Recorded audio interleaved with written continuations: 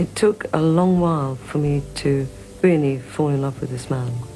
But once there, I could never turn away from him. For years, Mary Austin stayed silent behind the green door of Garden Lodge. She was not a singer, not a bandmate, and not Freddie Mercury's final partner. Yet in his will, she stood above almost everyone. She got the house, the fortune, the royalties, and the one secret even Queen could not touch, where his ashes really went. Then came the auction that scattered his private world across the globe. Mercury's extensive collection of costumes, fine art, are going up for auction. Some called it brave, others called it cold. Now, at 75, Mary's story has turned darker. Did she protect Freddie's memory? Or did love slowly become something else entirely forever? Mary Austin's life began in a part of London that offered very little glamour and even less comfort. She was born on 6th March 1951 in Fulham, West London, in a small working-class area where families lived close together, and money was always tight. Her home was quieter than most. Both of her parents were profoundly deaf. So everyday life depended on lip reading, sign language, and careful attention. In post-war Britain, there was hardly any support for deaf adults, and that meant Mary grew up fast. While other children were still being protected from the world, she was already helping her parents deal with it. She read school notices, helped with doctor visits, handled bills, and stepped into situations that most children never had to carry. Her father worked as a hand trimmer for a wallpaper specialist, a careful trade that demanded patience but brought in little money. His pay was often based on how much work he finished, not on steady hours. Her mother took housework and maid jobs, cleaning other people's homes while trying to manage in a world that did not make space for her hearing loss. Because communication was so difficult for both of them, Mary started handling phone calls, collectors at the door, and paperwork almost as soon as she was old enough to read properly. By the time she reached her early teens, she already understood how fragile the family's finances were. There was no cushion. There was no backup. If something went wrong, they would feel it immediately. That pressure shaped her early. So when she left school at 15, around 1966, it was not an act of rebellion. It was survival. Her family needed money more than it needed exam results, and she knew it. Walking away from school with no qualifications closed off many careers before they had even begun. Office work often required O levels, and better jobs were already moving out of reach. Still, that same moment forced her into adulthood with unusual speed. She learned by watching. She paid attention to how people carried themselves, how they spoke, how they moved through rooms with confidence. Somewhere inside, she quietly decided she would not stay stuck at the bottom of London's economy forever. At first, she took whatever work she could find, but she made careful choices. Rather than disappearing into a factory or spending her life in back rooms doing invisible labor, she found small, low-paid jobs in central London, including receptionist work.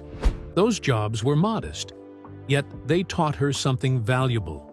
She learned how to deal with difficult people, how to read moods, and how to stay calm under pressure. During the late 1960s, fashion and music were changing the city very quickly, and Mary sensed that energy even before she stepped fully into it. She began aiming herself toward fashion retail, a world that would have seemed far away for the daughter of two deaf working-class parents from Fulham. Even so, she kept moving toward it.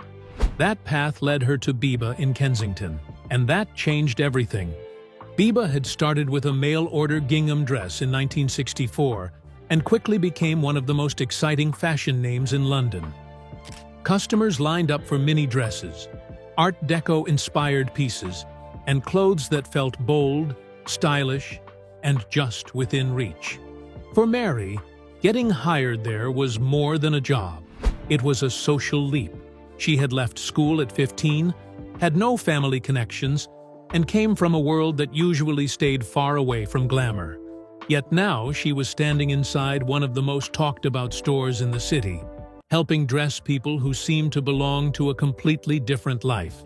As Biba grew into the huge Kensington High Street store, known as Big Biba, the whole place became a spectacle. It was 7 floors of mood, fantasy, and style. There were leopard print coats, flowing dresses, branded food, even Biba wine. The interiors were dark and theatrical. The music was loud, and shopping felt almost like stepping into a performance. Famous faces passed through all the time. Twiggy, Mick Jagger, and Brigitte Bardot were part of the atmosphere. Young people came from all over Britain just to catch a glimpse of that world and take some piece of it home with them. On that shop floor, Mary found herself right at the meeting point of fashion, music, and a youth culture that was remaking London. She did not stay in a small role for long. Over time, her work at Biba shifted into something closer to a public-facing or PR role. She was trusted with important customers and expected to reflect the store's image without any formal training. That meant handling people with status, dealing with pressure, and presenting a polished version of the brand at all times. For someone who had grown up translating the world for her parents, this came more naturally than people might have guessed. She already knew how to manage tension, how to notice what others needed, and how to guide conversations without drawing attention to herself. Those quiet skills turned out to be exactly what this new world required. Then, around 1970, while Mary was working at Biba at 19, a young man named Farrokh Bulsara began appearing there. He was around 24, an art school graduate, sharply featured, a little shy, and already deeply interested in clothes, style, and presentation. Biba attracted musicians and dreamers all the time, so at first he did not seem completely unusual. Still, he kept returning. He hovered near the racks, watched her from a distance, and said very little.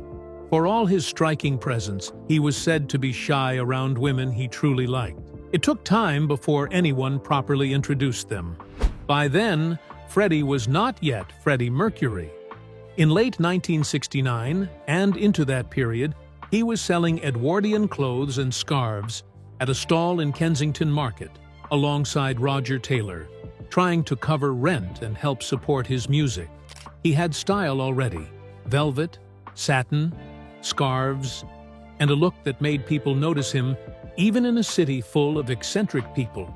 Mary first knew him as that strangely dressed stallholder who seemed comfortable with everyone except her. For months, there were only glances and small moments. Then Roger Taylor finally helped introduce them properly, and the meeting that would shape both of their lives happened with very little fuss. It did not happen at a major party. It did not happen backstage after a concert. It did not happen through some grand industry connection. It happened because Mary had worked her way onto that shop floor, far from the silent flat in Fulham where her life had started, and Freddie had found his way back to her again and again until the distance between them finally closed. Within months of their first real date, Mary moved into Freddie's small flat in Victoria, West London. This was long before the gold records, world tours, and private mansions. Their life together started in cramped rooms with very little money. They shared a wardrobe, dealt with poor heating, and lived with the uncertainty that follows people chasing dreams with no guarantee of reward. Freddie was still pushing forward through gigs, ideas, and short-lived projects. Queen was not yet the giant force the world would later know. Mary lived close to that struggle. She ironed his stage clothes, fixed worn seams, and hand-stitched details onto jackets that he hoped would help him stand out in small clubs. Then the dream began to harden into something real. Queen formed in 1970, with Freddie on vocals, Brian May on guitar, Roger Taylor on drums, and later John Deacon on bass. Mary watched the rise from close range. She saw the movement from local venues to bigger crowds, and then from crowded little rooms to arenas. By 1974, The band had released Queen II and Sheer Heart Attack, and Freddie's stage self had become bold, theatrical, and unforgettable. Yet when the lights went down, he still came home to Mary. She remained steady while the world around him became louder and more demanding. She avoided interviews, kept out of the spotlight, and stayed away from the business side even as Queen's fame and money kept growing. Their relationship deepened through those years, and on Christmas Day 1973, Freddie proposed. He did it in a way that suited him perfectly, with layers of wrapped boxes placed inside one another until Mary reached the smallest one and found a jade ring waiting for her. When she asked which hand it should go on, he told her the left ring finger because he was asking her to marry him. She said yes. The moment was tender, playful, and deeply serious all at once. By then, their bond had already taken on the shape of a marriage in daily life, even without a ceremony or official papers. Still, beneath the warmth of that life together, something difficult was building. By late 1976, after around 6 years together and about 3 years engaged, Freddie finally spoke aloud what had been living inside him for some time. In December 1976, in the flat they shared in Kensington, he told Mary he thought he was bisexual. He had already begun an affair earlier that year with David Minns, an executive at Elektra Records. Mary heard him, understood more clearly than he did in that moment, and answered with calm honesty. She told him she did not think he was bisexual. She thought he was gay. That conversation ended their romantic relationship, yet it also saved something far deeper from breaking apart. The engagement ended in that same season. The ring that had once held such joy now marked a promise Freddie knew he could not fulfill. Mary had been 22 when he proposed, and Freddie 27. They had built a life together that felt close to marriage. And now it had to become something else. What might have collapsed into bitterness instead changed shape. The love between them remained. Only it moved into a form that was harder to define and far more unusual. Freddie did something remarkable after the split. Rather than leaving Mary to deal with the emotional and financial damage alone, he moved out and bought her a place near his own new home at 12 Stafford Terrace in Kensington. This was years before Queen reached the height of its wealth, so it was not some careless gift. It was a real commitment. He wanted her close.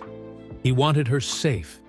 Even after the romance ended, he kept her inside the center of his life.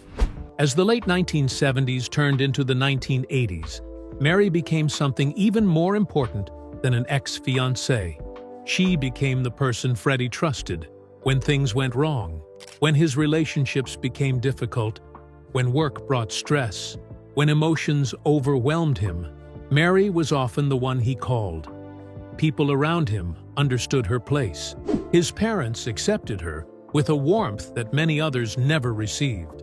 She became part of the structure of his life, steady and lasting in a world filled with movement and noise. Freddie himself made that clear more than once. Years after their breakup, he still said that no one could replace Mary. He described her as his common-law wife and spoke of their connection as a marriage in everything but name. That was not a small compliment. It was his way of saying that whatever had changed between them, the bond had survived and remained central. Later, he became godfather to her elder son Richard, born during her relationship with painter Piers Cameron. Their story had moved beyond the usual labels, but it had not grown weaker. If anything, it had settled into something more durable. By the late 1970s and into the next decade, Queen's success had become enormous. In October 1977, News of the World was released, bringing songs like We Will Rock You and We Are the Champions into the world. Those tracks traveled far beyond records and radio. They became part of stadium culture across America, Europe, and then the rest of the world. Over the years, they would generate vast publishing and performance income, becoming part of the foundation of the fortune that followed Freddie long after his death. Mary's future, though she could not know it then, was slowly being built by songs that echoed through crowds of strangers. Then came another leap. In June 1980, Queen released The Game, and by August, it had become their first #1 album in the United States. Freddie was now a global star, and the image presented to the public was larger than life. Leather, confidence, attention, excess. Yet the private story remained more complicated.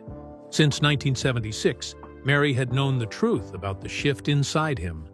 And while their physical relationship had ended, their emotional link stayed strong. As fame grew, she remained one of the few people who truly knew the person behind the performance. That was true in public triumphs, too. On 13th of July 1985, Queen took the stage at Live Aid at Wembley Stadium in front of around 72,000 people, with an estimated 1.9 billion watching around the world.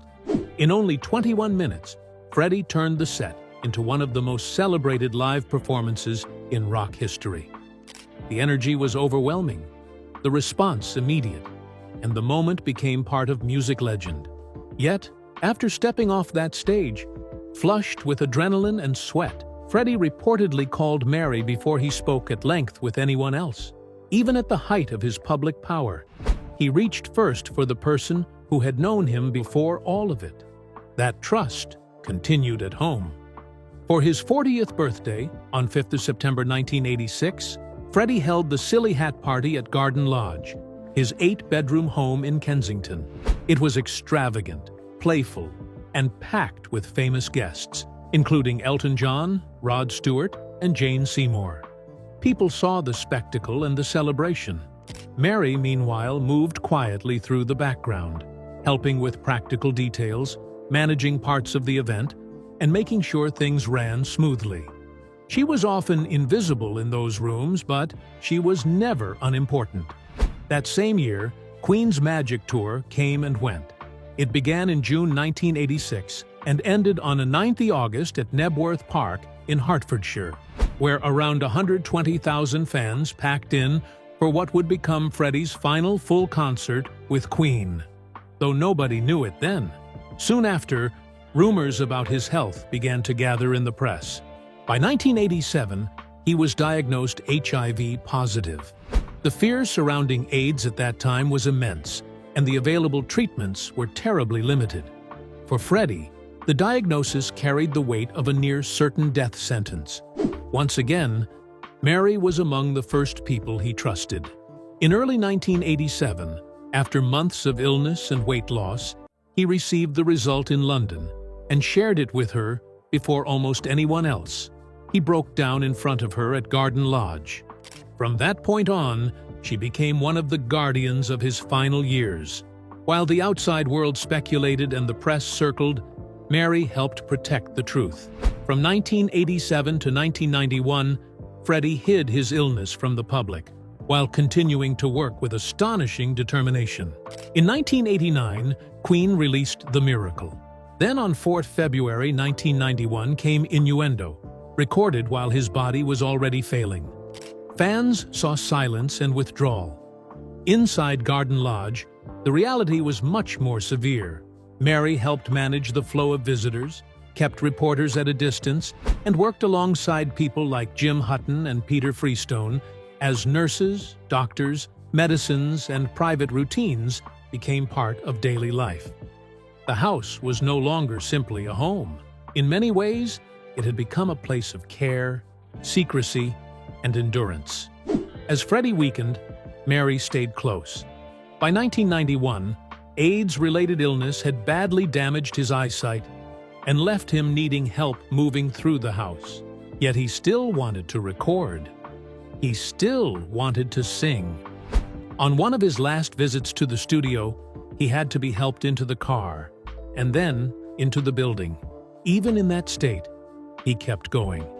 He held himself upright, delivered vocals, and continued working with the stubborn force that had always driven him. Then Mary brought him home again, and the quiet resumed. Just months before his death from AIDS, on 24th of November 1991, Freddie Mercury made one last decision that changed the lives of everyone around him. In September that year, he quietly signed a final will that redrew the map of his world. Many people assumed his partner Jim Hutton would stand at the center of it. Instead, Freddie placed Mary Austin there. The woman who had once been his fiancée became the main heir to his private kingdom. Mary received about half of his then estimated $10 million liquid fortune. Even more important, she inherited Garden Lodge, the 28-room Kensington mansion Freddie bought in 1980. That house was far more than property. It held Louis XV furniture, fine art, treasured Queen memorabilia, and the atmosphere of a life he had built behind closed doors. By giving it to Mary, Freddie handed her the keys to his most personal space. For many of his friends, that choice came as a real shock. By 1991, Freddie and Mary had not been together as a couple for around 15 years. Yet when everything was on the line, he still chose her above everyone else. His parents, Jer and Bomi Bulsara, and his sister Kashmira were not cut out of the will, but their place in it was very different. They did not receive Garden Lodge or major pieces of his private estate. What they received was a share of his future royalty income. After Mary's 50% share, the remaining recording and publishing royalties from Queen were split equally, with 25% set aside for his parents and 25% for Kashmira. Even then, Freddie had built in one final detail that became more striking with time. When his parents later passed away, their combined 25% did not move to Kashmira. It went to Mary. That change raised her share of Freddie's Queen royalties from 50% to 75%, and it made her position even stronger with every passing year. Jim Hutton's place in the will felt very different. He received a lump sum of $500,000, which would be around $1 million in today's money. And he was given 3 months to move out of Garden Lodge. On paper, that sounds substantial. In reality, it cut deeply. Jim had lived with Freddie for about 7 years and had cared for him through the hardest stage of his illness. People close to the story later said Jim believed he would receive more than a one-time payment. He seems to have expected some continuing security, perhaps a share of the house or some lasting income. Instead, he was handed a check and a deadline. Once Mary took legal possession of Garden Lodge in 1991 and 1992, Jim had to leave, and much of that inheritance was reportedly swallowed up by relocation costs and by building a new life in Ireland. The money may have looked large from the outside, yet for Jim, it seems to have carried a sense of loss that never really left him. What gave Mary's position even more emotional weight was a private note Freddie left for her. In it, he explained why she stood above everyone else in his final arrangements. The message was deeply personal. Freddie told her that if life had gone differently, she would have been his wife, and everything he was leaving her would have been hers anyway. That note turned the legal document into something more intimate. It showed that his deepest trust still rested with her. He had proposed to Mary in the early 1970s, and even after they separated around 1976, he never fully removed her from that inner place in his life. He called her his common-law wife. He spoke of her as the one person he truly trusted. He even entrusted her with the secret location of his ashes after his cremation, a secret he kept from his bandmates and from Jim. That detail alone says a great deal about where his loyalty remained, and the story did not end when the will was read. In many ways, that was only the beginning. Mary's share of Freddie's estate kept growing in value long after his death, because she inherited such a major part of the income flowing from Queen's music.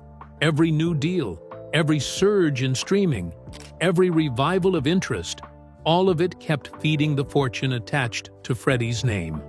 When Queen's music and related rights became part of a huge catalog deal in the mid-2020s, reportedly worth around $1 to $1.2 billion, Mary stood to gain enormously.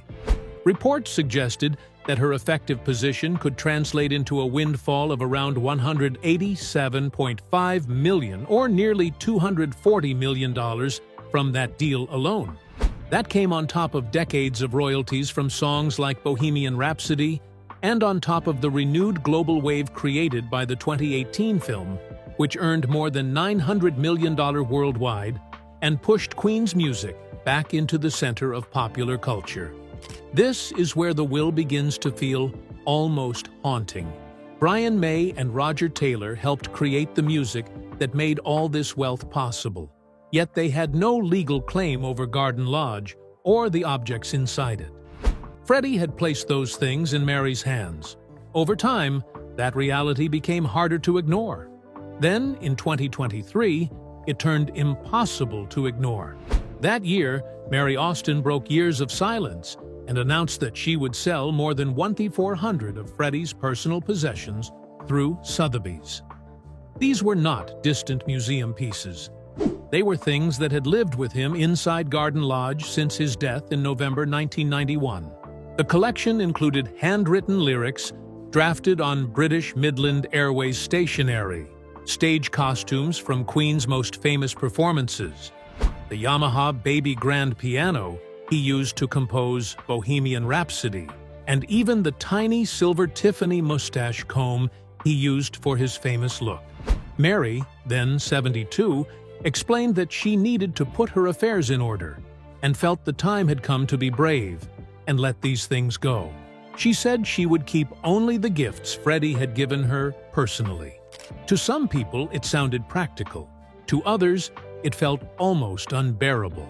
When the sale took place between 31 August and 8 September 2023, it shattered every expectation.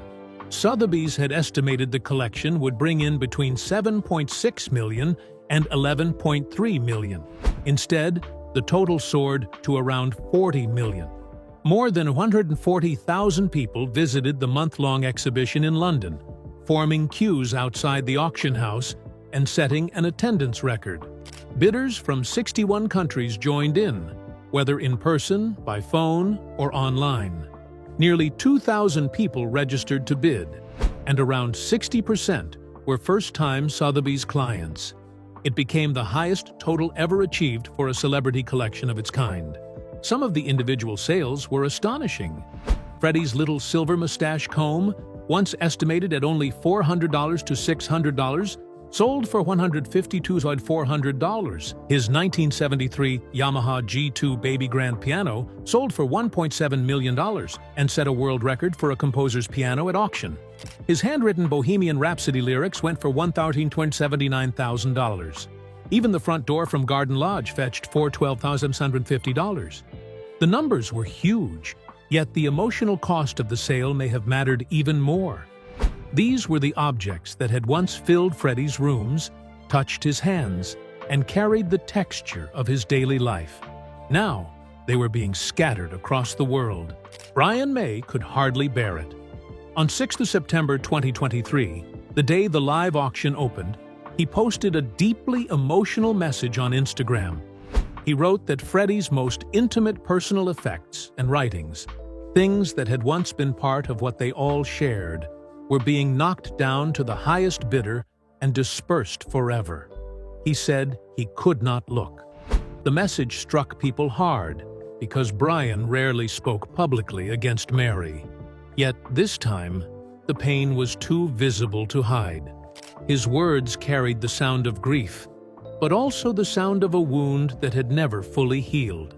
Freddie's sister, Kashmira, was affected just as strongly, though in a different way. Reports later claimed she quietly spent around $3 million buying back items from the sale because she felt they should never have left the family. She is said to have viewed the collection privately before the auction, then arranged for her personal assistant to bid anonymously while she directed everything by phone. Her son, Jamal Zouk, also took part in the effort.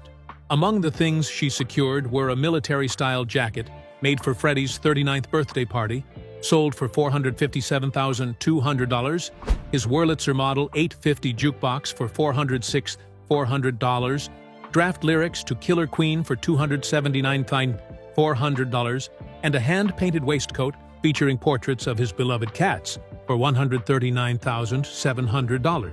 While Mary donated part of the proceeds to the Mercury Phoenix Trust and the Elton John AIDS Foundation, she kept the rest. That only sharpened the sense that Freddie's will had placed extraordinary power into one pair of hands. Yet even before the auction, one of the deepest mysteries in Freddie's story had already centered on Mary. When he died on 24th of November 1991, his funeral took place 3 days later, on 27th of November, at West London Crematorium in Kensal Green.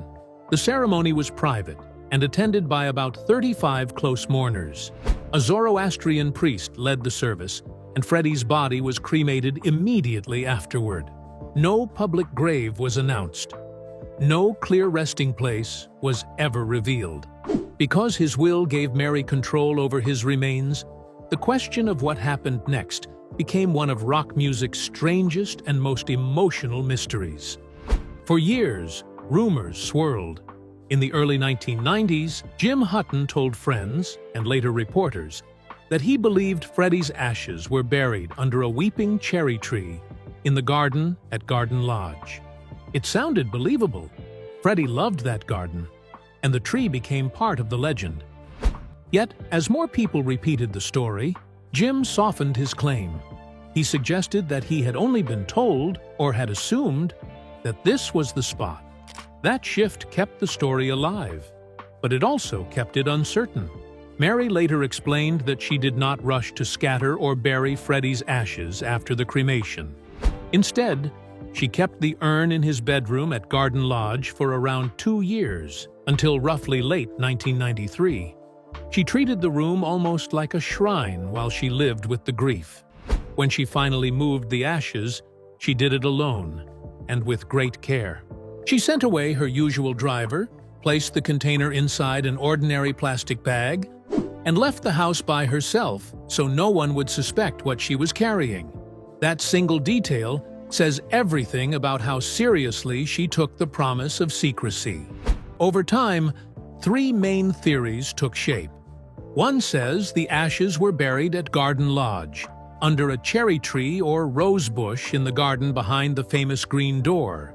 Another says Mary scattered them in Lake Geneva near Montreux, where Queen recorded at Mountain Studios and where a bronze statue of Freddie was unveiled in 1996. A third theory places them back in Zanzibar, his birthplace, as a final symbolic return. Mary has never confirmed any of them. What she has said, again and again, is simple and chilling. Nobody will ever know where he is. That secrecy was not an accident. According to Mary, Freddie feared that if his resting place became public, obsessed fans might try to dig up his remains, as had happened in other famous cases. He wanted the location protected forever. Some accounts say he instructed her never to reveal it, not even to his parents. Mary has said she will take that secret to her own grave. In doing so, she has preserved something rare in celebrity history. The physical trace of one of the most famous men in music was hidden on purpose, and the person trusted with that task was Mary Austin. Even now, decades later, she remains the keeper of his truth. Mary turned 75 on 6th March 2026, and in the 34 years since Freddie's death, she has given only a small number of interviews. Despite inheriting a huge share of his estate in 1991, she has continued to live quietly, in or near Kensington, close to the same world where he once lived. People who know of her have often described her as intensely private. Biographers have said she sometimes answers requests with silence instead of refusal. That silence has shaped her image just as much as the will itself. She does not explain much. She does not open the door often. She simply remains there, close to the center of the mystery. Garden Lodge has reflected that same stillness. In early 2024, the house was placed on the market for more than $30 million. Yet reports in February 2026 still described it as preparing to change hands rather than clearly sold. Viewings reportedly required proof that the buyer could afford the price before they could even pass through the green door on Logan Place. Inside, much of Freddie's style remained intact, from mirrored walls to Japanese pieces, giving the house the feeling of a preserved world. Fans still gather outside to photograph the gate, as if it were the outer wall of a shrine. And then, more than 3 decades after Freddie's death, another storm arrived. Claims surfaced that he had fathered a secret daughter, known only as B, and had left her 17 handwritten diaries. The story appeared in a book developed with biographer Leslie Ann Jones after years of work. Some of Freddie's friends dismissed it outright. Mary Austin responded with blunt disbelief. She said she had never seen Freddie keep diaries and knew of no child. With that, the old tension around who truly speaks for Freddie's memory flared up again. By early 2026, the story had grown loud enough that Mary, who often avoids public comment for years at a time, finally issued a formal statement from Garden Lodge. She denied any knowledge of a biological child and stressed that Freddie would never have hidden something like that from her. Around the same time, Queen's official channels announced a new book, Freddie Mercury, A Life in Lyrics, a 320-page volume credited to Freddie with Mary Austin. It was said to be built from unseen notebooks, alternate verses for Bohemian Rhapsody, and multiple drafts of Don't Stop Me Now, with a release date set for 1st September 2026. That timing was hard to miss. Even after the rumors, the silence, the auction, and the years of speculation, Mary was still being placed beside Freddie's name as the person closest to his inner world.